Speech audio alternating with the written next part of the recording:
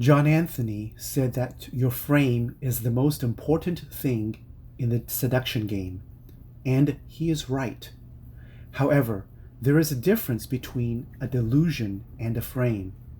For example, if a guy is ugly, has no money, and zero charisma, he can frame himself as a man that all women lust for, but no woman will ever walk into that frame. In other words, he is deluded. So the question is, how do you make a frame that women will walk into? You might be surprised to find that the answer is marketing.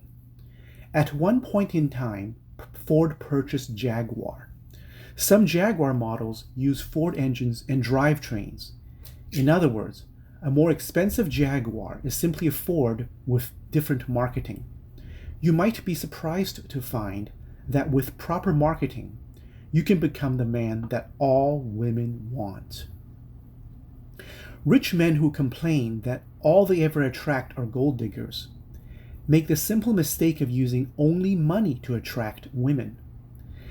If the only thing that you are using is as bait to attract females is money, of course you're only going to attract gold diggers.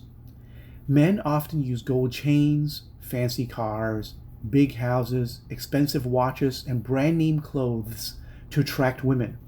Instead, you might be surprised to find that a little bit of human psychology will go a long way to draw the right women into your inner circle.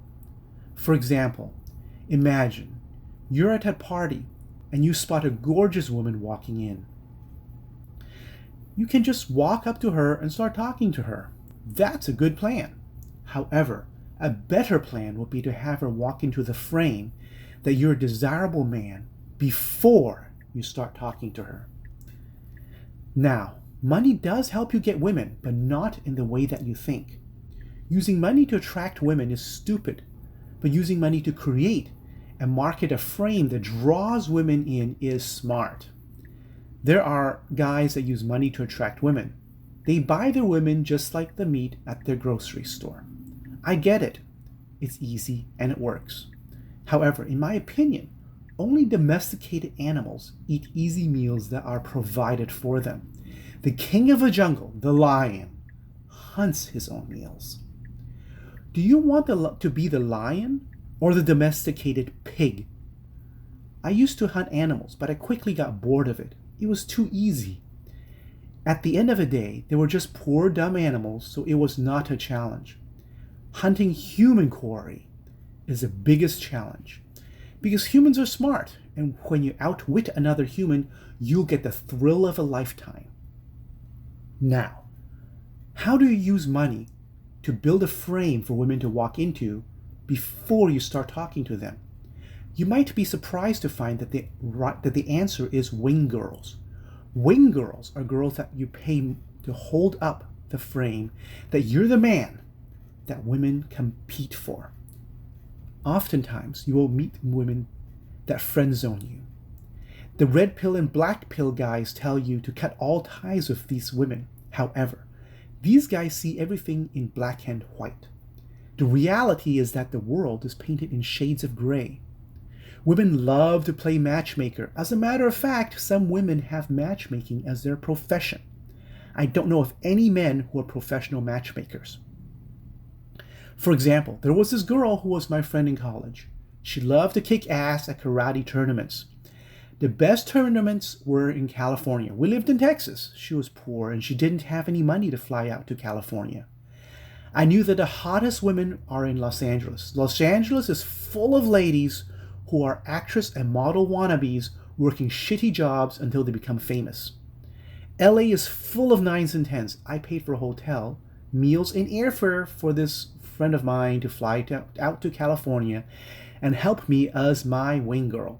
She would walk into a venue before me and start a conversation with the hottest girl in the room. This friend of mine is also super hot.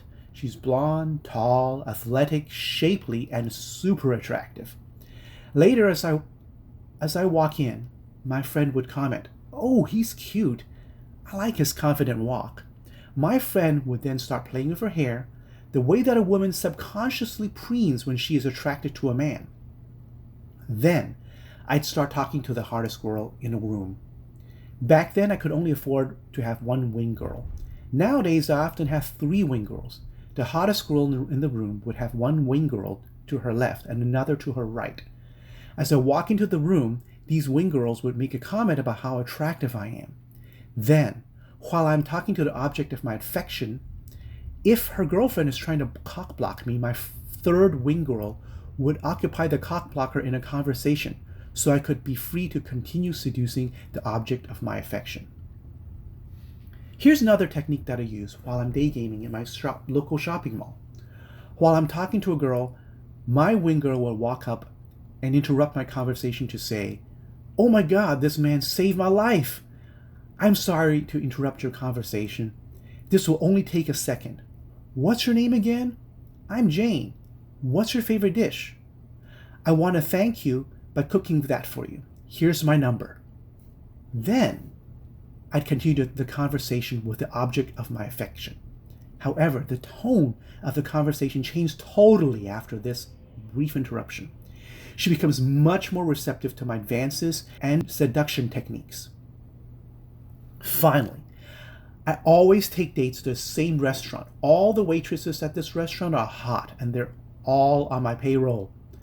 Every time I eat there, I'd slip the waitress who was waiting on my table a C-note, in addition to her regular tip that I'd sign on my credit card. After I get up and go to the restroom, a waitress would ask her, "Where did you meet this guy? He's cute." Then another waitress waiting on my table would lick her lips, look me up and down, while playing with her hair when taking my order. This creates a frame that women chase me. I do not chase women. However, be careful to maintain this frame that your wing girls built for you. For example, instead of chasing your girl for another date and asking her out, you ask her what is her favorite band. Then casually mention that you have tickets to see this band. After this, you pause and let there be silence. Wait for her to speak first. 99% of the time, the girl will say something like, "Oh, I want to see that band." Then you say, "You asking me if you could come with me?" Sure. I forgot what day that is. I'll hunt down my tickets and call you later to let you know when to call in sick to work so you could go with me. See what I did there? I did not supplicate. I did not ask her out on a date. She asked me out. I am the man that women compete for and chase after. That is the frame. The psychological effect at play here is the bandwagon effect. Humans are pack animals, and in the pack, there are a few leaders, but most are followers. About 99.9% of all young females below the age of 25 are followers. In other words, young ladies tend to follow the thinking of the pack. If all the other women around a girl think that I'm good looking, then she would start thinking, I can see how he can look kind of cute. Boom! You just turned a Ford into a Jaguar.